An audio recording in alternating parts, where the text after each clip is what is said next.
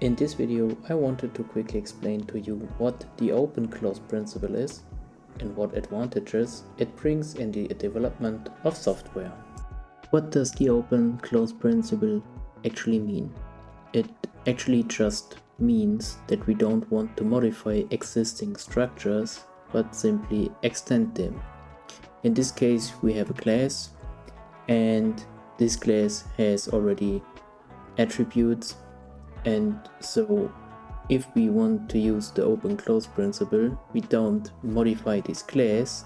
Actually, we just create another class or new class which extend from this class, and all the new attributes we needed just get into this class. So we don't modify this one, we just create a new one which extends from the older class, and all the new attributes we need goes in the new class.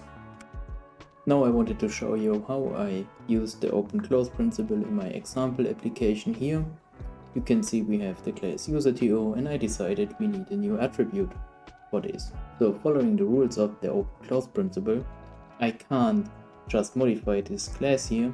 I have to create another class. I call it user_to v2, version 2 of the user_to, which extends from the user_to class.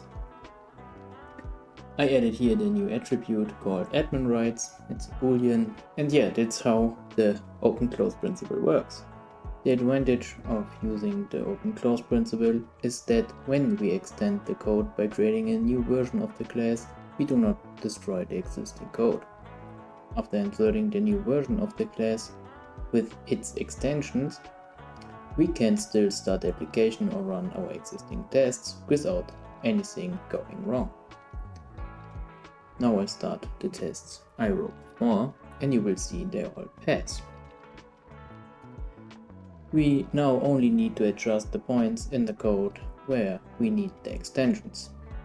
If we were to modify the existing class, we might have to adapt far more places in the code, and in the worst case our application would no longer work as it did before.